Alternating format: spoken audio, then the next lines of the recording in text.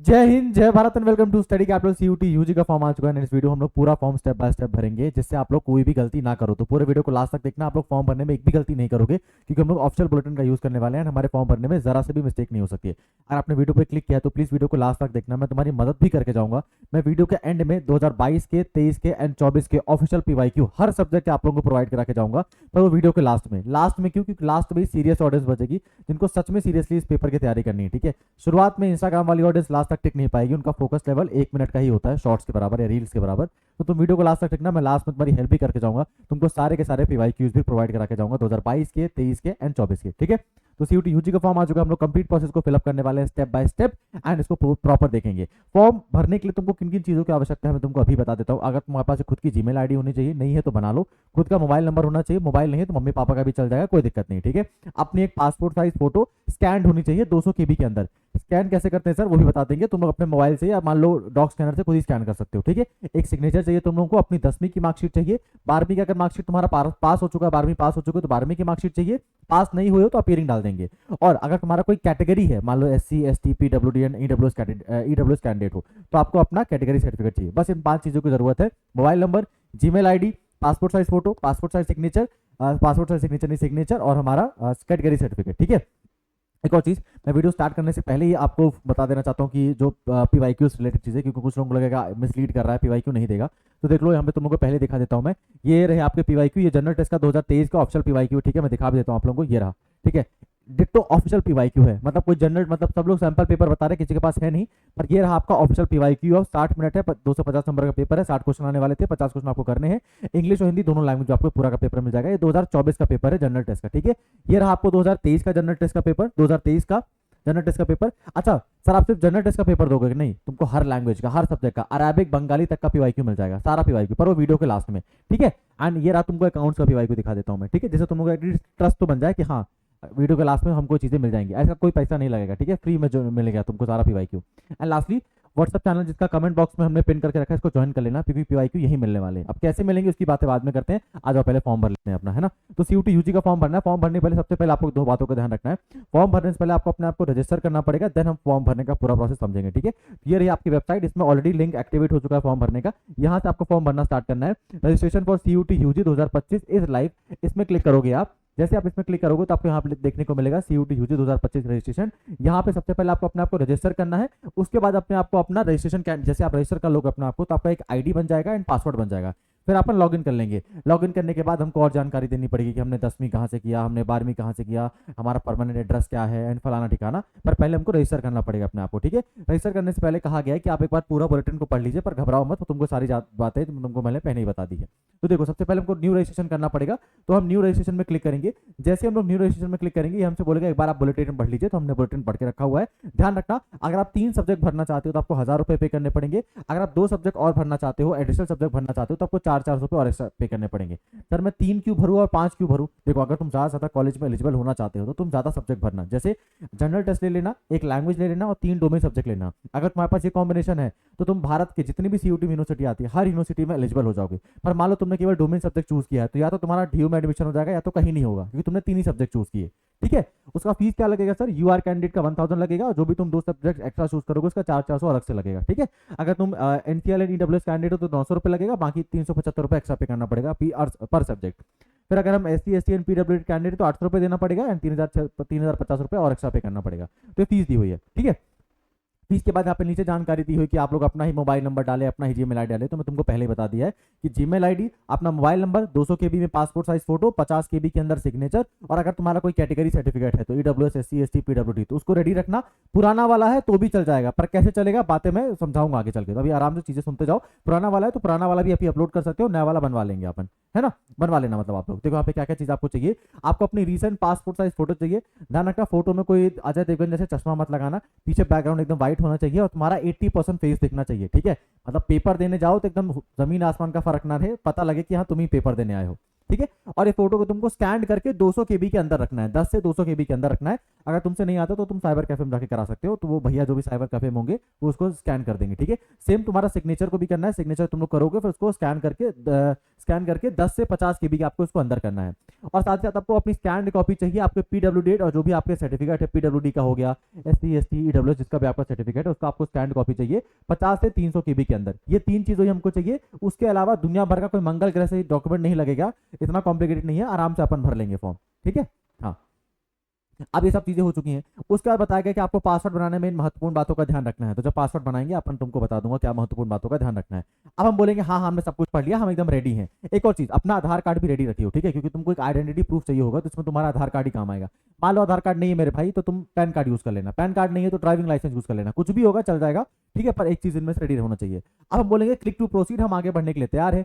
जैसे आप click to proceed बोलेगे तो बोलेगा आप अपना नाम लिख दीजिए, कैंडिडेट का नाम लिख दीजिए, तो अपना नाम लिख देना, ठीक है। जैसे मान लो तुम्हारा नाम है आयुष शर्मा, ठीक है, या तुम्हारा नाम है विराट कोहली या रोहित शर्मा या MS धोनी, जो भी तुम्हारा नाम है तुम लिख देना, ठीक है। अपने पिताजी का नाम लिख देना, माता जी का नाम लिख देना, अपनी डेट ऑफ बर्थ लिख देना। एक और चीज ध्यान रखना, तुम्हारी डेट ऑफ बर्थ तुमको वही लिखनी है तुम्हारे क्लास 10th के मार्कशीट में, ठीक है। अगर तुम उन चुनिंदा बच्चों में आते हो जिनकी क्लास 10th में कुछ अलग डेट ऑफ बर्थ लिखी हुई है और आधार कार्ड में अलग डेट ऑफ बर्थ लिखी हुई है, तो तुम कोशिश करना आधार कार्ड अपना ना अपलोड करो जिसमें तुम्हारी 10th की जो DOB लिखी हुई है, एंड उसी के सेम अगर तुम्हारे पास ड्राइविंग लाइसेंस या पैन कार्ड जिसमें एकदम सेम DOB है, डेट ऑफ बर्थ है, तुम उसी को अपलोड करना, क्योंकि 10th की ही DOB को माना जाता है, ठीक है। तो 10th की मार्कशीट में तुम्हारी जो डेट ऑफ बर्थ है उसी को डाल देना। फिर अपना जेंडर चूज कर लेना, मेल फीमेल, है ना। एंड उसके बाद आपको इसका कंफर्मेशन देना पड़ेगा कि हाँ मेरा नाम यही है, मेरा नाम विराट कोहली ही है, एंड मेरे पिताजी का नाम ये है, माता जी का नाम ये है, डेट ऑफ बर्थ ही है, एंड वापस अपना कंफर्म कर देना। फिर पूछेगा आपका प्रेजेंट एड्रेस क्या है। प्रेजेंट एड्रेस मतलब आप अभी के लिए कहाँ रह रहे हैं। तो अगर आपका प्रेजेंट एड्रेस और परमानेंट एड्रेस एकदम सेम है तो आप डाल देना। जैसे मान लो मैं वाराणसी में BHU में पढ़ रहा हूँ, ठीक है, मैं BHU में पढ़ रहा हूँ, तो मेरा प्रेजेंट एड्रेस वाराणसी हो गया, पर मेरा परमानेंट एड्रेस मध्य प्रदेश है क्योंकि मैं मध्य प्रदेश का रहने वाला हूँ, ठीक है। तो तुम्हारा प्रेजेंट एड्रेस वो वाला डाल देना जहां पे तुम अभी टेम्पररी रह रहे हो, ठीक है। एंड उसी के साथ आप अपना परमानेंट एड्रेस वहां हमसे बाद में पूछेगा, तो प्रेजेंट एड्रेस तुमको डाल देना तुम्हारा जो अभी जो यहाँ पे भी रह रहे हो, ठीक है, वहां डाल देना। लोकेलिटी डाल देना, देश तो अपन प्यारा भारत ही है, ठीक है। राज्य डाल देना, डिस्ट्रिक्ट डाल देना, एंड कोड डाल देना, पिन कोड डाल देना। प्रेजेंट एड्रेस का पूछ रहा है, वर्तमान पता पूछ रहा है, डाल देना, ठीक है। उसके बाद पूछ रहा है इलेक्ट्रॉनिक कम्युनिकेशन एड्रेस, आपका अपना ईमेल एड्रेस डालना है। ईमेल एड्रेस अपना वाला ही डालियो भैया, ठीक है, कोई साइबर कैफे वाले का मत डाल देना, अपना ही ईमेल एड्रेस डाल देना। जो भी नहीं ईमेल एड्रेस तो बना लो, ठीक है। फिर कंफर्म कर देना ईमेल एड्रेस को। फिर मोबाइल नंबर या तो अपना, या तो मम्मी का, या तो पापा का, या तो बड़े भैया का, तो बड़े भैया का डाल देना। फिर कंफर्म कर देना। और फिर आपको बोल देना क्या आपके पास मतलब कोई ऑप्शनल कॉन्टैक्ट नंबर पूछ रहा है, तो अगर तुमको ऑप्शनल डालना है तो डालो, नहीं डालना तो मत डालो, कोई इससे फर्क नहीं पड़ता, ठीक है। फिर पूछा है कि आपका सेम प्रेजेंट एड्रेस, मतलब आपका जो एड्रेस है वो सेम प्रेजेंट एड्रेस के हिसाब से, तो उसको भी एकदम सेम कर देना। अगर तुम्हारा परमानेंट एड्रेस और प्रेजेंट एड्रेस सेम है तो उसको भी एकदम सेम कर देना, ठीक है। फिर आपको पासवर्ड बनाना पड़ेगा, और पासवर्ड बनाते वक्त हमको कुछ चीजों का ध्यान रखना है। क्या चीजों का ध्यान रखना है सर? हमारे पासवर्ड में स्मॉल लेटर होना चाहिए, बिग लेटर होना चाहिए, मतलब कैपिटल लेटर होना चाहिए, स्मॉल लेटर होना चाहिए, एक स्पेशल कैरेक्टर होना चाहिए, एंड नंबर्स होने चाहिए। तो जैसे मान लो मेरा नाम है संस्कार, ठीक है, तो एक कैपिटल लेटर, देन ANSKAR, उसका @123, ठीक है। तो तुम्हारे पास एक बिग लेटर मतलब कैपिटल लेटर हो गया, स्मॉल लेटर हो गया, स्पेशल लेटर हो गया, एंड 1 2 3 भी हो चुका है, ठीक है। तो ऐसे पासवर्ड बना लेना, ऐसा पासवर्ड तुम लोगों का आराम से बन जाएगा। मान लो तुम्हारा नाम राहुल है तो तुम R कैपिटल लिखना, AHUL @123, ठीक है, या 1 2 3 या 2 3 4 जो भी तुमको लिखना हो लिख लेना। ऐसे पासवर्ड बना लेना अपना, एंड पासवर्ड को फिर कंफर्म कर देना। सिक्योरिटी क्वेश्चन चूज कर लेना। सिक्योरिटी क्वेश्चन में क्या चूज कर लोगे कि तुम्हारा स्कूल में क्या नाम है, ठीक है, हाँ, तो तुम इसको चूज कर लेना, एंड सिक्योरिटी आंसर में अपना आंसर दे देना। फिर आपको एक कैप्चा वो करना पड़ेगा, एंड देन आप सबमिट कर दोगे। जैसे ही आप सबमिट करोगे आपको बोलेगा, एक बार आप सबमिट जब करने से पहले पूछेगा क्या आप कंफर्म हो, जो आपने डिटेल भरी एकदम सही है, तो एक बार चेक कर लियो, ठीक है, क्योंकि ये डिटेल में और कोई सुधार नहीं होगा।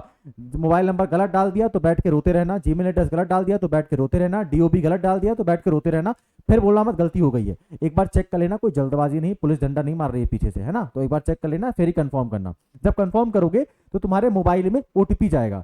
OTP जाने के बाद जब तुम OTP एंटर कर दोगे तो तुमको एक एप्लीकेशन नंबर देखने को मिलेगा। एप्लीकेशन नंबर कुछ भी हो सकता है, मान लो तुम्हारा एप्लीकेशन नंबर होगा, जैसे तुम मान लो मध्य प्रदेश के हो या उत्तर प्रदेश के हो, तुम्हारा एप्लीकेशन नंबर होगा UP 180000192394, ऐसे कुछ करके एप्लीकेशन नंबर मिलेगा, वो तुम्हारा एप्लीकेशन नंबर है। उस एप्लीकेशन नंबर के साथ तुमको नीचे तुम्हारा पासवर्ड तो पता ही है, संस्कार @123 में जो बनाया है पासवर्ड, तुम्हारे पास तुम्हारा पासवर्ड होगा, ठीक है। यहाँ पे हमारा जो साइन इन वाला प्रोसेस था पूरा हो चुका है, इसके अलावा कुछ भी नहीं करना। ध्यान रखना, फॉर्म में जब चेंजेस के लिए हमको मौका मिलते हैं तो इसमें हमने जो चीजें यहाँ भरी है उसका चेंजेस का मौका नहीं मिलेगा, ठीक है। मम्मी पापा का जो नाम लिखा है उसमें बदलेगा नहीं, तुम्हारे नाम में चेंज नहीं होगा, DOB में चेंज नहीं होगा, मोबाइल नंबर में चेंज नहीं होगा, तो सही भरियो, ठीक है। अब आ जाते हैं सर, हमने ये काम कर लिया। फिर अपन क्या करेंगे, जैसे हमारे पास एप्लीकेशन नंबर आ गया सर, एप्लीकेशन नंबर कहाँ पे आएगा, तुम्हारे मोबाइल में मैसेज आ जाएगा, तुम्हारे ईमेल एड्रेस में भी मैसेज चला जाएगा कि तुम्हारा एप्लीकेशन नंबर ये है। फिर जब तुमको एप्लीकेशन नंबर मिल जाएगा और तुम्हारे पास पासवर्ड तो है ही है, तो यहाँ पे अपना एप्लीकेशन नंबर डाल देना और यहाँ पे अपना पासवर्ड डाल देना। ठीक है, पासवर्ड तुम्हारा एप्लीकेशन नंबर तुम्हारे जो जीमेल और मोबाइल में मैसेज आएगा उसको डालना है, एंड पासवर्ड तो तुमने बनाया है संस्कार@123। ठीक है, फिर कैप्चा डाल देना एंड लॉग इन कर देना। ठीक है, ठीक है, सबसे पहले रजिस्टर करना है, फिर यहाँ तक पहुंचना है। यहाँ तक के प्रोसेस में कोई डाउट नहीं होना चाहिए मेरे हिसाब से। ठीक है, एकदम क्लियर, एकदम क्रिस्टल क्लियर, एकदम समझ में आ चुका होगा। ठीक है, अब यहाँ से हमको लॉगिन करनी है अपनी चीज, मतलब लॉगिन करना है, लॉगिन तो करेंगे ही करेंगे, उसका अपनी और डिटेल्स को फिलअप करना है। ठीक है, तो उसके लिए अपन चल देते हैं हमारे बुलेटिन में। ये रहा आपका 2025 का ऑफिशियल बुलेटिन जो कि एनटीए ने ही जारी किया है, एंड इसमें एकदम साफ साफ तरीके से बताया गया है कि क्या क्या बातें ध्यान रखनी है फॉर्म भरते वक्त, एंड किन किन चीजों को आपको प्रॉपरली भरना है। नहीं भरा तब तो फिर दिक्कत है ना। तो इसके पेज नंबर 70 पे आ जाना तुम लोग। ठीक है, ये तो बुलेटिन में सेंड भी कर दूंगा, एक बार पढ़ना चाहो तो खुद से पढ़ लेना, है ना। देखो यहाँ पे फॉर्म भरने का पूरा प्रोसेस बताया हुआ है कि सबसे पहले आपको रजिस्टर करना है, फिर आपको लॉगिन करना है। तो रजिस्टर करने के बाद आपको सबसे पहले रजिस्टर करने में अपना नाम डालना पड़ेगा, है ना। ये देखो यहाँ पे हमने सारा प्रोसेस सेम ही किया है।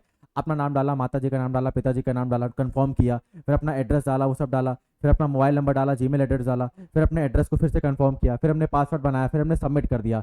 पासवर्ड सबमिट करने के बाद क्या होगा सर, हमारे पास हमसे पूछा जाएगा कि आपने जो भरा एकदम आप उससे एकदम खुश हो, मतलब सब कुछ सारी जो जानकारी भरी तुमने बढ़िया भरी है, तुम बोल देना हाँ सारी जानकारी सही है। फिर जैसे तुम ये बोलोगे सारी जानकारी सही है, तो फिर आपको एक बार देखेगा कि एक बार वापस चेक कर लीजिए कि आपने अपना नाम ये भरा है, ये नाम भरा है। ठीक है, हाँ, फिर आपसे ओटीपी आपको जो मोबाइल में जाएगा आप ओटीपी डाल दीजिएगा। ओटीपी डालने के बाद आपके पास अपना एप्लीकेशन नंबर आ जाएगा, आपको जीमेल में भी एप्लीकेशन नंबर मिल जाएगा, एंड आपको आपके पासवर्ड तो आपको पता ही है, और आपको मैसेज में आपको एप्लीकेशन नंबर देखने को मिल जाएगा।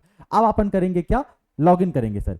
जब हम लॉगिन करेंगे तो लॉगिन करने के बाद हमको कुछ इस तरह का तुमको साफ साफ बढ़िया से दिख रहा होगा। लॉगिन करने में यहाँ पे हमको दो चीजों में कंप्लीट दिखा रहा है कि आपने रजिस्ट्रेशन कंप्लीट कर लिया है। रजिस्ट्रेशन क्या है सर, जो अभी मैं साइन इन करके आया हूँ ना, उसी को रजिस्ट्रेशन कह रहे हैं, इसको मैंने कंप्लीट कर लिया है।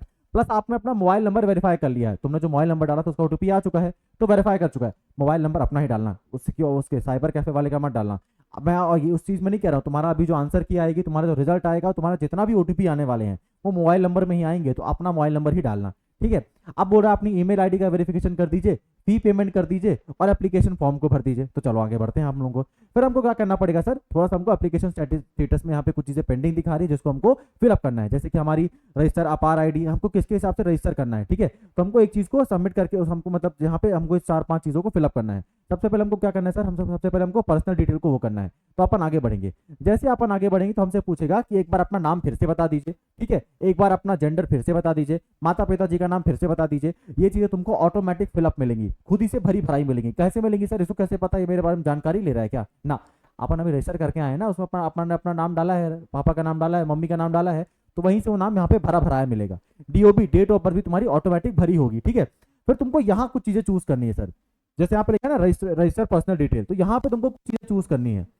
क्या चूज करनी है कि आपकी कैटेगरी क्या है। अगर आपकी कैटेगरी जनरल है तो आप जनरल चूज करोगे, ईडब्ल्यूएस तो ईडब्ल्यूएस चूज करोगे, एसटी एसटी एंड पीडब्ल्यूडी या ओबीसी एनसीएल कैंडिडेट हो तो वो सब चूज करोगे। जैसे ही आप कैटेगरी चूज करोगे तो आपसे बोलेगा कंफर्म करिए कि यही है ना, मतलब आपको एकदम कंफर्म करके बताइए आपकी कैटेगरी क्या है। हाँ, तो आप इसको वो करना है। ठीक है, उसके बाद पूछेगा do you have a valid and live category certificate issued by N authorised government officer. ठीक है, आपसे पूछेगा आप अगर अपनी एसटी एसटी या पीडब्ल्यूडी कैटेगरी लगा रहे हैं तो क्या आपके पास जो कैटेगरी सर्टिफिकेट है होता है वो आपके पास है या नहीं। अगर आपके पास है तो आप इसमें क्लिक करोगे, हाँ भैया मेरे पास मेरा कैटेगरी सर्टिफिकेट है। ठीक है, बोलेगा अगर आपके पास कैटेगरी सर्टिफिकेट है तो आप एक काम करिए, अपना category certificate application receipt number को डाल दीजिए। आपका जो भी SC ST PWD and EWS certificate होता है उसमें कैटेगरी सर्टिफिकेट नंबर होता है, आपको वो कैटेगरी सर्टिफिकेट नंबर यहाँ पे डालना होगा। फिर बोलेगा एक काम करिए, date on which it is applied, आपको जो कैटेगरी सर्टिफिकेट है वो किस दिन जारी हुआ है। अपनी डेट ऑफ बर्थ नहीं डालना है, पापा मम्मी का बर्थडे नहीं डालना है, जिस दिन आपका कैटेगरी सर्टिफिकेट जारी किया गया है वो किस दिन जारी किया गया है उसको आपको डालना है। जैसे आप अपने कैटेगरी सर्टिफिकेट देखना, आप नीचे लिखा होगा कि आपका कैटेगरी सर्टिफिकेट 12 जून 2024 को जारी किया गया है या छापा गया है या ऑफिशियल किया गया है। ठीक है, तो वो वाली डेट डाल देना यहाँ पर। ठीक है, और आपको बताना है किस अथॉरिटी ने, मतलब किस अथॉरिटी ने आपके कैटेगरी सर्टिफिकेट में हस्ताक्षर किए हैं। जैसे मान लो अगर तुम्हारा कैटेगरी सर्टिफिकेट तहसीलदार ने बनाया है तो तहसीलदार चूज कर लेना, रेवेन्यू ऑफिसर ने बनाया तो रेवेन्यू ऑफिसर चूज कर देना, डीएम ने बनाया है तो डीएम चूज कर देना। ठीक है, तो जिसने भी बनाया है आपको सारी अथॉरिटी देखने को मिल जाएगी। आपको उनका नाम नहीं डालना पड़ेगा, बस डेजिग्नेशन अथॉरिटी डालना पड़ेगा। ठीक है, कि बीडीओ ने तो नहीं बनाया है, ब्लॉक डेवलपमेंट ऑफिसर ने बनाया है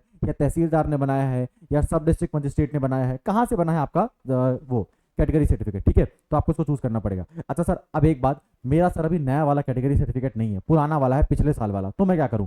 पिछले साल वाला कैटेगरी सर्टिफिकेट नंबर डाल दो मेरे भाई, ठीक है, उसकी इशू डेट डाल दो एंड जिसने इशू किया उसको डाल दो, ठीक है। तुमको अभी अपलोड करना है तो पुराना वाला अपलोड कर दोगे, तुम आराम से पेपर दे सकते हो, कोई दिक्कत वाली बात नहीं है। पर ध्यान रखना मेरे भाई, तुमको सितंबर जब तुम बीएचयू में काउंसलिंग कराने आओगे तब तुमको अपना नया वाला सर्टिफिकेट लाना पड़ेगा एंड उसके लिए अभी 5 से 7 महीना है, ठीक है। और कैटेगरी सर्टिफिकेट में ज्यादा बनने में ज्यादा 3 महीना लगता है, 3 महीना ज्यादा बोल रहा हूँ मैं, अब तो 1 महीने में बन के आ जाता है। तो तुम अभी के लिए पुराना वाला अपलोड कर दो, कोई दिक्कत वाली बात नहीं है, पर नए वाले के लिए अप्लाई कर दो, पापा मम्मी को बोल दो तो बनवा देंगे, अगर तुम्हारे पास है वैलिड हो उसके लिए तो बनवा लेना।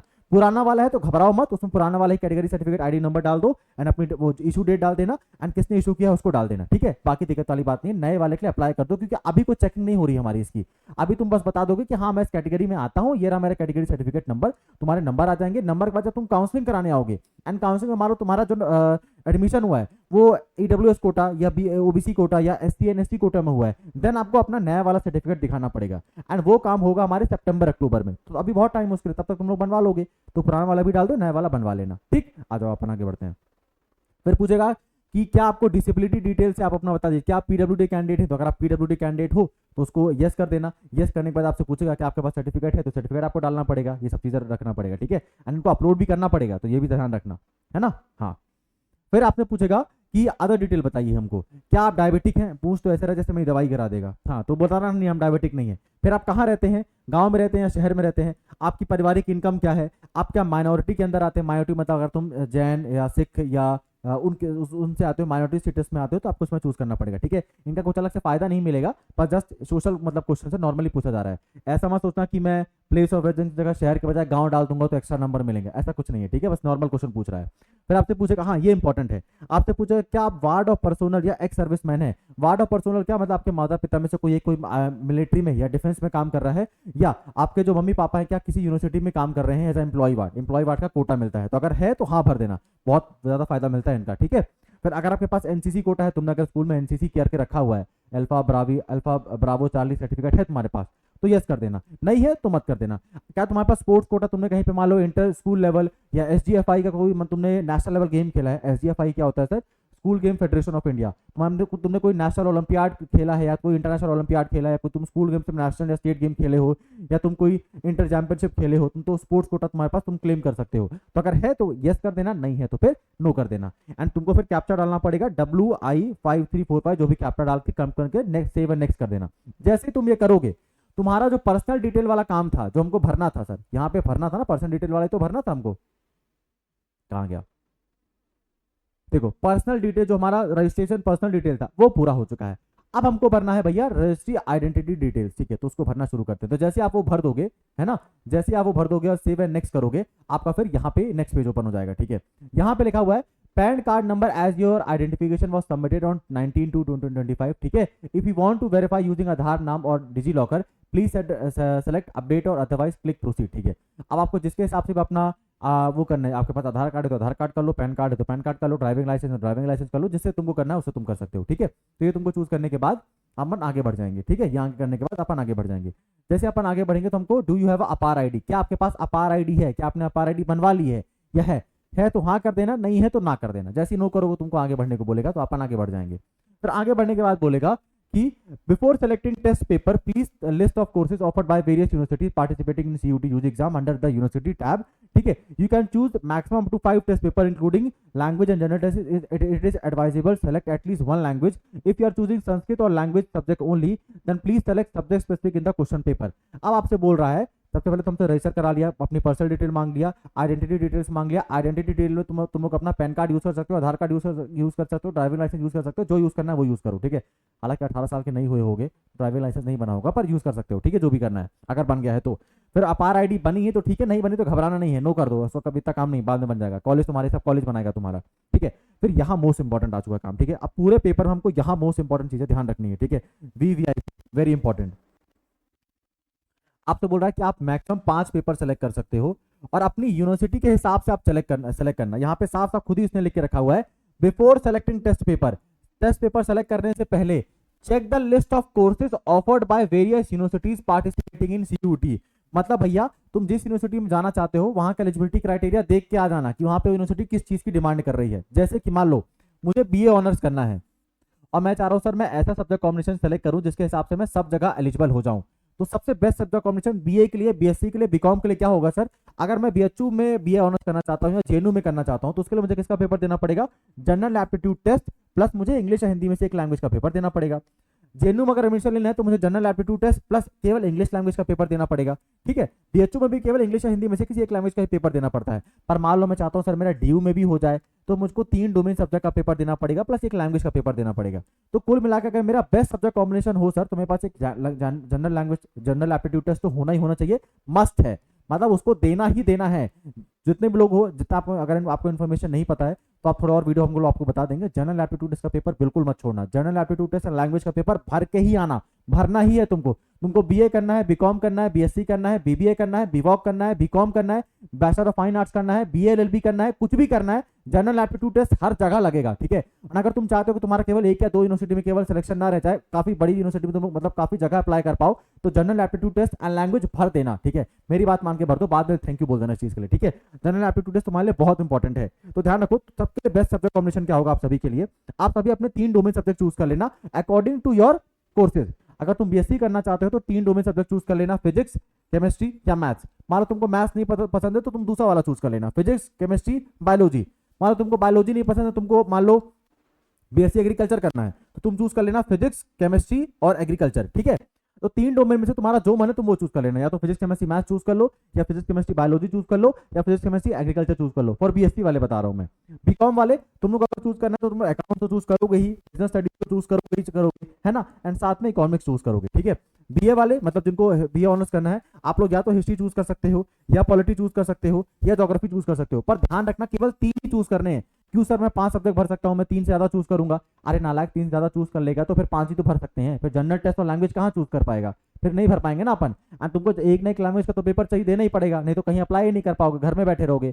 तो 3 ही चूज करने हैं, आप अपनी मर्जी से चूज कर लेना। या तो हिस्ट्री ज्योग्राफी पॉलिटी चूज कर लो, या हिस्ट्री ज्योग्राफी इकोनॉमिक्स चूज कर लो, या पॉलिटी ज्योग्राफी इकोनॉमिक्स चूज कर लो, या ज्योग्राफी पॉलिटी सोशियोलॉजी चूज कर लो, या ज्योग्राफी पॉलिटी सोशियोलॉजी या साइकोलॉजी चूज कर लो, जो मर्जी है, पर 3 ही चूज करना। ज्यादा मिठाई नहीं बट रही यहाँ पे, 3 ही चूज करना। क्योंकि अगर मैं बीकॉम दे रहा हूं तो मैं अकाउंट, बीएसटी, इकोनॉमिक्स के बाद मैं general test, general aptitude test plus language को चूज करूंगा। लैंग्वेज एक ही चूज करना, अगर तुम्हारी हिंदी अच्छी है तो हिंदी चूज करो, इंग्लिश अच्छी है तो इंग्लिश चूज करो। बीएससी वाले तुम्हारे लिए भी सेम चीज है। अगर तुमको लग रहा है कि ये हमारे 3 डोमेन हमारे हो गए, उसके बाद तुम लोगों को एक जनरल टेस्ट चूज कर लेना, जनरल एप्टीट्यूड टेस्ट प्लस एक लैंग्वेज चूज कर लेना। तुम्हारा भी 5 का कोटा पूरा हो गया, बीकॉम वालों का भी पूरा हो गया, एंड बीए ऑनर्स वालों का भी जनरल एप्टीट्यूड टेस्ट तुमको चूज कर लेना है एक, और एक लैंग्वेज चूज कर लेना है।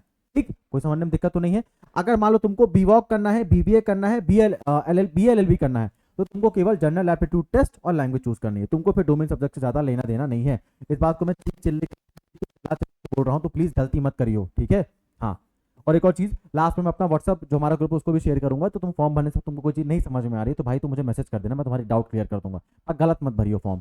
ठीक है, अब यहाँ से जब हमको पता सर आपने बेस्ट सब्जेक्ट कॉम्बिनेशन बता दिया तो हम अपने 5 पेपर चूज कर लेंगे। ठीक है, जैसे मान लो सर मैंने इंग्लिश लैंग्वेज चूज कर लिया, फिर मैंने सर मैथमेटिक्स चूज कर लिया, फिर मैंने सर साइकोलॉजी चूज कर लिया, फिर मैंने एक जनरल एप्टीट्यूड टेस्ट चूज कर लिया, और ऐसे मेरे 3 डोमेन हो गए, एक लैंग्वेज हो गया और एक जनरल टेस्ट हो गया सर। ठीक है, जैसे ही आप चूज करोगे सब तो आपको यहाँ पे बताएगा कि आप अपने पेपर का मीडियम क्या रखना चाहते हैं डोमेन सब्जेक्ट का।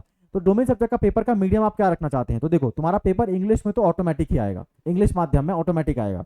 अब तुम चाहते हो मेरा पेपर इंग्लिश हिंदी दोनों में आए तो तुम हिंदी चूज कर लेना, इंग्लिश तो ऑटोमेटिक मिलेगा। अगर तुम रीजनल लैंग्वेज है, रीजनल लैंग्वेज में चाहते हो कि मेरा पेपर इंग्लिश में आए और बंगाली में आए, इंग्लिश में आए और उर्दू में आए, इंग्लिश में आए और तेलुगु में आए, इंग्लिश आए और तमिल में आए, तो तुम यहाँ पे अपना रीजनल लैंग्वेज चूज कर लेना। ठीक है, तुम्हारा पेपर इंग्लिश लैंग्वेज में तो आएगा ही आएगा, उसमें कोई दिक्कत वाली बात ही नहीं है।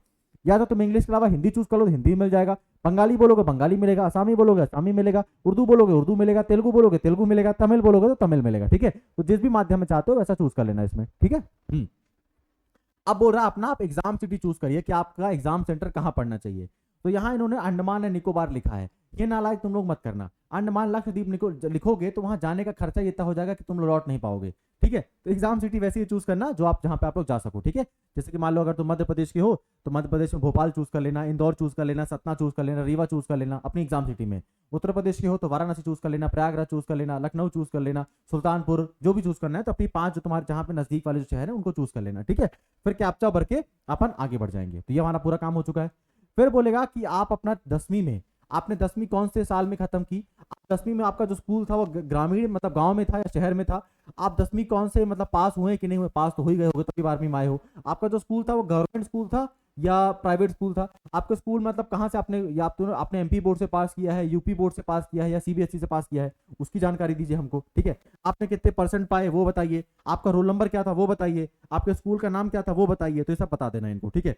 फिर आएंगे 12वीं में, अगर तुम 12वीं पास कर चुके हो तो यहाँ पास लिखना, और पास लिखने के बाद सारी जानकारी दे देना कि मैंने 12वीं इस साल पास की, मेरे स्कूल का नाम ये था एंड मैं बहुत अच्छा लड़का था, मैंने इतने परसेंट से पास किया है। अगर तुम इस साल 12वीं में हो तो लिख देना अपीयरिंग में है सर, अभी दे ही रहे हैं, इतना टेंशन मत लीजिए, 12वीं हम लोग अभी दे रहे हैं एग्जाम, अगर तुम लोग को बोर्ड एग्जाम होने वाले हैं, ठीक है। फिर कैप्चा डाल के नेक्स्ट कर देना, ठीक है। फिर देखो, फिर जब तुम यहाँ आ जाओगे तो यहाँ तुमको रजिस्टर एडिशनल डिटेल पूछा हुआ है, तो तुमसे पूछा है are you twin and both applying for CUET UG, ये कैसा पागल क्वेश्चन है। पूछा क्या आप जुड़वा भाई हो, दोनों अप्लाई कर रहे हो सीयूटी यूजी के लिए, तो अगर जुड़वा भाई हो, दो लोग अप्लाई कर रहे हो, दोनों जुड़वा भाई हो तो यस कर देना, नहीं हो तो नो कर देना, फिर कैप्चा डाल के आगे बढ़ जाना, ठीक है। मतलब ऐसा हो कि जुड़वा भाई एक जाके चीटिंग करके सही करा है, हाँ सही पूछ रहे हैं, बढ़िया है। देखो फिर तुमसे पूछेगा कंट्री कोड, भैया कंट्री तो अपन का प्यारा भारत है, फिर तुमसे मोबाइल नंबर पूछेगा, तुमसे तुम्हारा ईमेल एड्रेस पूछेगा, इमरजेंसी कॉन्टैक्ट के लिए पूछा है, फिर तुम नेक्स्ट कर देना, ठीक है। तो इसको डालने के बाद फिर आपसे बोलेगा कि अपना कंट्री, मोबाइल नंबर, फिर आपका ईमेल एड्रेस, फिर आपसे क्या होगा, फिर आपसे यहाँ पे ओटीपी जाएगा, तो ओटीपी डाल देना, ईमेल एड्रेस वाला ओटीपी डाल देना, मोबाइल नंबर जो ओटीपी जाएगा उसको डाल देना, ठीक है। फिर यहाँ से आपसे पूछेगा अब आप अपनी बढ़िया सुंदर सी फोटो अपलोड कर दीजिए 200 केबी के अंदर स्कैन फोटो जेपीजी फॉर्मेट में, अपना सिग्नेचर अपलोड कर दिए 200 केबी के अंदर जेपीजी फॉर्मेट में, और अगर तुमने एससी एसटी पीडब्ल्यूडी या ईडब्ल्यूएस कैंडिडेट मतलब तुम हो तो तुमसे यहाँ पे कैटेगरी सर्टिफिकेट भी मांगेगा। मैंने पहले ही बताया पुराना वाला है, अभी पुराना वाला भर देना मेरे यार, नया वाला बनवा लेना, अभी समय है तुम्हारे पास, ठीक है। तुम अभी 6-7 महीने का समय, नया वाला बन जाएगा तुम्हारा, ठीक है। जब तुम्हारा डॉक्यूमेंट अपलोड कर दो, डॉक्यूमेंट अपलोड हो गए, फिर फाइनल सबमिट के लिए बोलेगा, तो एक बार बोलेगा जितना भी आपने भरा एक बार पूरा चेक कर लीजिए, तो एक बार पूरा अच्छे से खुद चेक कर लेना, मम्मी चेक करा लेना, पापा चेक करा लेना, गलती मत करना, पूरा अच्छे चेक कर लेना सारी जानकारी, ठीक है। एड्रेस हो गया, एंड मोस्ट इंपॉर्टेंट है पेपर कोड चेक कर लेना, तुमने जो पेपर कौन कौन से भरे हैं, ठीक है। जैसे देखो एनटीए जैसे नालायकी जैसे काम मत करना, जैसे इसने 2 पेपर कोड सेलेक्ट किए हैं, केवल बिजनेस स्टडीज केमिस्ट्री, तुमको क्या करना है, एक लैंग्वेज सेलेक्ट करेंगे सर, एक जनरल टेस्ट सेलेक्ट करेंगे सर, और 3 डोमेन हमारी मर्जी के सेलेक्ट करेंगे, वो आपने बता दिया है, वैसा 5 भर देना तुम लोग, ठीक है, बहुत इंपॉर्टेंट है, नहीं तो केवल 1 या 2 कॉलेज में ही रह जाओगे, फिर एडमिशन नहीं मिल पाएगा। अगर पेपर ही नहीं भरा, टेस्ट ही नहीं दिया, तो फिर एडमिशन कहाँ हो पाएगा। मान लो तुमने पेपर भरे, कम नंबर आए, तो भी एडमिशन का चांसेस ही नहीं, चांस तो होते हैं, पेपर ही नहीं भरा, पेपर ही नहीं दिया, तो एडमिशन कहाँ से हो पाएगा। तो तुम लोग 5 सब्जेक्ट भर देना, पैसा मत बचाना मम्मी पापा का, जब कॉलेज में एडमिशन हो जाएगा ना तो ज्यादा खुश रहेंगे मम्मी पापा यहाँ पैसा बचाने के बजाय, ठीक है। तो एक general test, general aptitude test और लैंग्वेज, इंग्लिश हिंदी में से एक ही लैंग्वेज भरी हो, और बाकी 3 डोमेन सब्जेक्ट अपने मनपसंद के हिसाब से बीए बीएससी बीकॉम के हिसाब से भर देना, ठीक है। और अगर तुम एलएलबी बीवॉक बीबीए भरना चाहते हो तो केवल जनरल टेस्ट और लैंग्वेज भर दियो, ठीक है। सब कुछ अच्छे से चेक कर लेना कि हाँ मेरे 10वीं में कितने मार्क्स थे, यानी ये सब फलाना ठिकाना पूरा करने के बाद बोलना हाँ हमने सब कुछ चेक कर लिया एंड सब कुछ सही है। फिर यहाँ पे आपको अपनी फोटो सब कुछ दिखाएगा, फिर बोलेगा आर यू श्योर, क्या आप कंफर्म हो कि आपने सब कुछ सही भरा है, तो बोलना हाँ हम कंफर्म है, यस करना। यस करने के बाद बोलेगा चलिए ठीक है आपका अपना एप्लीकेशन फॉर्म पूरा भर लिया है। अब यहाँ बोलेगा आपकी फी पेमेंट पेंडिंग लग रही है, तो अब तुमको फी पेमेंट करना पड़ेगा। अच्छा जीमेल आईडी वेरीफाई कराने के तुमको कुछ भी नहीं करना है, यहाँ पे क्लिक करना और जीमेल आईडी वेरीफाई कर लेना। जीमेल आईडी में एक ओटीपी जाएगा, ओटीपी डाल देना, जीमेल वेरीफाई हो जाएगी। नहीं भी कराओगे तो ज्यादा फर्क नहीं पड़ता है, ठीक है। फिर हमको फी पेमेंट करना है सर, तो जीमेल आईडी क्या करना पड़ेगा, सबसे पहले आपने जो तुमने जीमेल आईडी डाली थी उसको जीमेल आईडी डाल देना, कैप्चा डाल देना, फिर जीमेल आईडी में जो ओटीपी जाएगा ओटीपी डाल देना, तुम्हारी जीमेल आईडी वेरीफाई हो चुकी है, ठीक है। तो आप अपन देखेंगे तो हमारा सब कुछ वेरीफाई हो चुका है, ईमेल भी वेरीफाई हो चुकी है। उसके बाद क्या करेंगे सर, हमको पेमेंट करनी है, तो तुम पेमेंट वाले मेथड में यहाँ तुमको देखने को मिल जाएगा, यहाँ पे आपको क्लिक करना, यहाँ पे अपने क्लिक करना, फी पेमेंट में क्लिक करना, ऐसे क्लिक करोगे जब तो तुमको फी पेमेंट के ऑप्शन मिल जाएगा। फिर यहाँ जाने के बाद पूछेगा आपने सेलेक्ट अपने पेमेंट का माध्यम चूज करिए, तो एक ही माध्यम है ऑनलाइन माध्यम चूज करना। ऑनलाइन माध्यम के बाद आपके पास कई सारे ऑप्शन है, आप एसबीआई मॉब्स के हिसाब से आप यूपीआई भी कर सकते हैं, क्रेडिट कार्ड से भी कर सकते हैं, डेबिट कार्ड से भी कर सकते हैं, जिससे आपकी इच्छा उससे कर सकते हैं, ठीक है। आप क्यूआर से भी मतलब एसबीआई का क्यूआर कार्ड भी आ जाता है, और उससे या तो अपनी यूपीआई आईडी शेयर करके जिससे पेमेंट करना चाहो यूपीआई से शेयर कर पेमेंट कर सकते हो, ठीक है।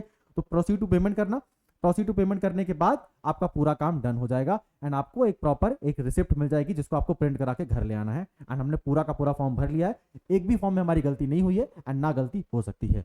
आई होप आपको फॉर्म मतलब आप लोग जब फॉर्म भरोगे तो आप लोग गलती नहीं करोगे। एक और चीज, मैं अभी वीडियो को जस्ट लास्ट पे अपना व्हाट्सअप नंबर प्रोवाइड करा के जाऊंगा, हमारा जो टेक्निकल टीम का हेल्पलाइन नंबर है, तो फॉर्म भरने से पहले तुमको कोई भी डाउट हो मेरे भाई तो पूछ लेना, मैसेज कर देना, तुम्हारा पहले गलत फॉर्म मत भरना, ठीक है। पहले अच्छे से पूछ लेना, समझ लेना, फिर फॉर्म भरना। कैटेगरी सर्टिफिकेट से रिलेटेड डाउट है, एलिजिबिलिटी क्राइटेरिया से रिलेटेड डाउट है, कुछ पूछना है, कुछ जानना है, मैसेज कर देना, ठीक है। अब अगर आप लोग वीडियो यहाँ तक देख रहे हो तो पहली बात तो शाबाश, ठीक है, क्योंकि इतना लोग सीरियस बचे नहीं है। मैं तुमको प्रूफ से बता सकता हूँ कि इतना लोगों का फोकस रह नहीं गया कि लोग मतलब अपने काम की चीज जिसमें वो सीरियस है उसको इतना देखें, ठीक है। लोग बस इंस्टाग्राम ही चला रहे हैं। तो अगर आप यहाँ तक देख रहे हो तो बधाई हो, आपके लिए फोकस रिवॉर्ड बनता है। फोकस रिवॉर्ड ये है सर, आपने बोला था पीवाईक्यू देंगे, उसका ही हम वेट कर रहे थे। हाँ तो चलो, अगर आपको 2022 के एंड 23 के पीवाईक्यू चाहिए तो व्हाट्सअप में जो कमेंट बॉक्स है आपका, कमेंट बॉक्स में व्हाट्सअप चैनल का लिंक पिन करके रखा हुआ है। कमेंट बॉक्स में हमने व्हाट्सअप चैनल का लिंक पिन करके रखा हुआ है स्टडी कैपिटल के। मैं दिखा देता हूँ कौन से व्हाट्सअप चैनल सर, ये वाला व्हाट्सअप चैनल का लिंक पिन करके रखा हुआ है, सीयूटी स्टडी कैपिटल 2025, जिसमें 6100 लोग ऑलरेडी ज्वाइन कर चुके हैं। तो 6000 लोग ने ज्वाइन करके रखा है, दैट मीन्स हम लोग कुछ तो अच्छा काम कर रहे हैं, तभी 6000 लोग ज्वाइन करेंगे। टाइम पास करने तो 6000 लोग जुड़ेंगे नहीं। आप भी जुड़ जाओ, आपको यहाँ पे 2022 के 2023 के सारे पीवाईक्यू मिल जाएंगे। एंड ये रहा आपको गूगल ड्राइव, आपको गूगल ड्राइव की लिंक मिलेगी। गूगल ड्राइव की लिंक पे सारा पीवाईक्यू मैंने देके रख दिया, ठीक है। जाना और अपने पीवाईक्यू उठा लेना। जैसे देखो, अकाउंट्स का, एग्रीकल्चर का, एंथ्रोपोलॉजी का, अरबिक का, आसामी का, बंगाली का, बायोलॉजी का, बोडो का, बोडो, डोगरी, यहाँ तक कि नेपाली, भोजपुरी, कुछ भी नहीं छोड़ा है। सारा का सारा पीवाईक्यू दिया हुआ है। Nepali, math, mass media, Manipuri, Malayalam, Maithili, legal, Oriya, Persian, physical education, political science, psychology, सारे के सारे पीवाईक्यू हैं। जाना, ओपन करना, एंड पीवाईक्यू तुम्हारे सामने आ चुके हैं, ठीक है। देखो देखो, वाला पीवाईक्यू है ना, देखो सारा के सारे पीवाईक्यू एंड ऑफिशियल पीवाईक्यू है, सैंपल पेपर नहीं है, ठीक है। सबके पास की बात नहीं है ढूंढ पाना, ये सब और ये सब कर पाना, ठीक है। तो ये तुमको 2022 के मिल जाएंगे। कहाँ मिलेंगे सर? व्हाट्सएप ग्रुप में। व्हाट्सएप ग्रुप कैसे ज्वाइन करना है? कमेंट बॉक्स में, डिस्क्रिप्शन कमेंट बॉक्स में लिंक दिया हुआ है, जाकर उसको ज्वाइन कर लो। 2022 का मिल जाएगा, 2024 2023 का मिल जाएगा, प्लस तुमको सिलेबस भी सेंड कर दिया जाएगा सीयूटी यूजी का ऑफिशियल वाला, अभी जो लेटेस्ट आया है 2025 वाला, ठीक है। क्योंकि हमारे पेपर में मोस्ट इंपॉर्टेंट चीज होती है पीवाईक्यू एंड सिलेबस। सिलेबस की क्या टॉपिक आते हैं, पीवाईक्यू किस लेवल के क्वेश्चन आते हैं, ठीक है। सर 2024 का तो पीवाईक्यू बता दो, बता रहा हूँ उसका एंड में, सब वो एंड में बता रहा हूँ कैसे पीवाईक्यू 2024 का मिलेगा। अब एक चीज करो, सबसे पहले तो सब्सक्राइब कर दो, ठीक है, क्योंकि तुमको ऐसी काम की इन्फॉर्मेशन मेरे अलावा और कोई भी नहीं देने वाला पूरे यूट्यूब में। एंड यूजी में अभी नहीं, तुम्हारे काउंसलिंग में जब तक तुम्हारा बेहतरीन जगह एडमिशन नहीं हो जाएगा तब तक आपके साथ जुड़े रहेंगे। तो चैनल को सब्सक्राइब कर लो, पहला बात तो, ठीक है। प्लस हमारी सीयूटी स्टडी कैपिटल ऐप को डाउनलोड कर लीजिए आप लोग प्ले स्टोर से, एंड वहां से अगर आप हमारे साथ जुड़ के तैयारी करना चाहते हैं, इंडिया के most affordable course, most affordable के बार नाम के लिए नहीं बोल रहे हैं, आपको जनरल टेस्ट एंड लैंग्वेज की पूरी तैयारी 999 रुपए में कराई जाएगी। एंड इसी के साथ साथ तुमको टेस्ट सीरीज फ्री मिलेगी 15 टेस्ट की। इसमें आपको लाइव क्लासेस मिलेंगे, लाइव क्लास अगर तुम नहीं देख पाओ तो रिकॉर्डेड मिलेगा, स्टडी मटेरियल मिलेगा क्योंकि नोट्स बनाने का समय हमारे पास अभी है नहीं, पीवाईक्यू विद डीप एनालिसिस मिलेगा कि पीवाईक्यू कैसे सॉल्व किया जाता है, and special guidance with top mentor. Special guidance का मतलब क्या है सर? तुमको कहीं भी दिक्कत आएगी, काउंसलिंग कराने में, पेपर देने में, कुछ भी दिक्कत आएगी, उसमें आप लोगों की हम हेल्प करेंगे। ऐसा नहीं स्पेशल गाइडेंस बस पढ़ा दिया फिर छोड़ दिया ना, तुम्हारे मार्क्स आने के बाद तुम कौन से बेस्ट कॉलेज में अप्लाई कर सकते हो वहां तक गाइड करेंगे आपको हम, है ना। तो अगर आप जनरल टेस्ट एंड लैंग्वेज तैयारी करना चाहते हो तो हमारे जुड़ के तैयारी कर सकते हो। केवल 999 रुपए प्राइस है, एंड टेस्ट सीरीज जो 15 टेस्ट की है उसको भी फ्री करके रखा हुआ है, ठीक है। ध्यान रखना, प्राइस कम रखा है इसका मतलब ये नहीं क्वालिटी में कमी है, प्राइस इसलिए कम रखा है जिससे ज्यादा लोग पढ़ पाए। एंड मैक्सिमम लोग हमारे कोर्सेज में, सबसे ज्यादा जो हमारा यूएसपी सबसे बड़ा कोर्स है वो जनरल टेस्ट का ही है, क्योंकि डोमेन सब्जेक्ट में ऑलरेडी एनसीईआरटी सिलेबस होता है जो लोग खुद से पढ़ लेते हैं, ठीक है, या खुद से कवर कर पाते हैं। पर ये सबसे ज्यादा परेशान करता है क्योंकि आपने GK, GS, current affair, maths, reasoning अब तक नहीं पढ़ी है, तो तुम्हें उसमें गाइडेंस चाहिए होगा जनरल टेस्ट में इस चीज का, ठीक है। एंड प्राइस इतना कम है जितना तुम लोग बर्थडे पार्टी में खर्चा कर देते हो ना अपना, या पैंट शर्ट खरीद लेते हो जितने अपने लिए, उससे भी कम प्राइस है, तो आराम से ज्वाइन कर सकते हो। अगर चाहते हो सर पूरा ही पढ़ाई करा दो ना हमको, general test, domain and language पूरा पढ़ाई करा दो, तो इसका भी आपको मिल जाएगा 1999 में। बीए का कंप्लीट पैकेज मिल जाएगा, बीएससी का मिल जाएगा, बीकॉम का मिल जाएगा। बाकी अगर तुमको बीए करना है, बीवॉक करना है, बीबीए करना है, बीपीए करना है, एलएलबी करना है, देन तुमको सिंपली ये कोर्स ज्वाइन कर लेना है एंड मेहनत करना शुरू कर देना है। मुझे भी मालूम है तुम्हारे पेपर में 3 महीना बाकी है, तो तुमको मैं 200 लेक्चर देके नहीं मारूंगा, ठीक है। मैं तुमको केवल 50-60 लेक्चर में तुम्हारा पूरा कोर्स कंप्लीट करा दूंगा, पर तुमको दिन में 2-2.5 घंटा, 3 घंटा आपको पढ़ाई में देना पड़ेगा, तभी आप अच्छा यूनिवर्सिटी क्रैक कर सकते हो। और अभी भी इतना टाइम है कि ये चीज किया जा सकता है ना। अब सर 2024 वाले पीवाईक्यू बता दो, ठीक है। तो देखो 2024 के पीवाईक्यू पाने के लिए इस व्हाट्सएप नंबर में मैसेज कर देना, और अगर तुमको फॉर्म भरने में कोई दिक्कत आ रही है या तुमको सीयूटी यूजी से रिलेटेड कोई जानकारी चाहिए तो भी इसी व्हाट्सएप नंबर में मैसेज कर देना, 9198451120। ये व्हाट्सएप नंबर पे मैसेज कर देना, इसमें आपको 2024 के पीवाईक्यू सेंड कर दिए जाएंगे, इसी में आपको 2024 के पीवाईक्यू सेंड कर दिए जाएंगे। यही हमारा टेक्निकल टीम में हेल्पलाइन नंबर है, जिसमें आपको डाउट है फॉर्म भरने से रिलेटेड या सीयूटी यूजी से रिलेटेड, इसे मैसेज कर देना, सारे डाउट को सॉल्व कर दिया जाएगा। तो 2024 की पीवाईक्यू के लिए 9198451120 मैसेज कर देना। 2022 एंड 23 की पीवाईक्यू के लिए कमेंट बॉक्स में व्हाट्सएप चैनल का लिंक दिया हुआ है, जाके ज्वाइन कर लो। एंड अगर आप हमारे क्लास को ज्वाइन करना चाहते हो तो स्टडी कैपिटल की ऐप डाउनलोड कर लीजिए, एंड क्लास को ज्वाइन करने में अगर तुमको कोई दिक्कत आ रही है, तुमको मान लो टेक्निकल टीम से तुमको यूपीआई में पेमेंट करना है, कुछ भी करना है, देन आप इस नंबर पे मैसेज कर सकते हो 9336257345। लास्टली अगर चाहते हो सर आपके जो भी वीडियोस के अपडेट आते हैं हमको तुरंत मिलते रहें, तो डिस्क्रिप्शन बॉक्स में टेलीग्राम चैनल का लिंक है, चाहो तो इसको भी ज्वाइन कर सकते हो। अब मैं तुमको नेक्स्ट वीडियो में मिलता हूँ ऐसी कमाल के और वीडियो में, कि जिसमें मैं एलिजिबिलिटी क्राइटेरिया के बारे में डिस्कस करूंगा, बीएचयू के, डीयू के, जेएनयू के, एंड उसी के साथ साथ में दिल्ली यूनिवर्सिटी का जो सब्जेक्ट मैपिंग वाला प्रॉब्लम था उसके ऊपर भी डिस्कस करूंगा। पर ये चीजें तो होती रहेंगी, तुम कल से पढ़ाई करना शुरू कर दो, जो मोस्ट इंपॉर्टेंट है, ठीक है। फॉर्म भरने का पूरा प्रोसेस मैं तुमको इस वीडियो में समझा दिया, और कोई डाउट नहीं रहेगा तुम्हारे फॉर्म भरने में। कुछ प्रॉब्लम है तो व्हाट्सएप नंबर दे दिया है टेक्निकल टीम का, कुछ डाउट है तो पूछ लेना, वहाँ पे क्लियर कर देंगे, ठीक है। चलो तो नेक्स्ट वीडियो में मिलते हैं, अपना ध्यान रखिए एंड पढ़ाई करना शुरू कर दीजिए, क्योंकि बोर्ड एग्जाम में 10 CGPA ला भी लिए तो कुछ तीर नहीं मान लिया, है ना। तुम्हारे क्लास में तुम्हारे मान लो 10 CGPA आ गए, है ना, एंड तुम्हारे क्लास में किसी कोई स्टूडेंट है जिसके केवल 60% मार्क्स आए बोर्ड एग्जाम में, पर उसने BHU क्रैक कर लिया, DU क्रैक कर लिया, JNU क्रैक कर लिया, तुम्हारे 10 CGPA आए, तो तुम्हारे 10 CGPA की कोई वैल्यू नहीं है। उस 60% वाले ने जिसने BHU honours, DU honours, sorry BHU में BA honours, economics honours crack कर लिया, उसकी ज़्यादा वैल्यू रह गई। तो CUET इज द प्रायोरिटी, ठीक है। बोर्ड एग्जाम जस्ट पास होकर भी निकल आओ, कोई दिक्कत नहीं, इसमें प्रॉब्लम नहीं है, ठीक है। 70-80% आगे चलेगा, बस CUET में फोकस करो जो मोस्ट इंपॉर्टेंट है आपके लाइफ के लिए एंड आपके अगले जो साल डिसाइड करेगा। बाय।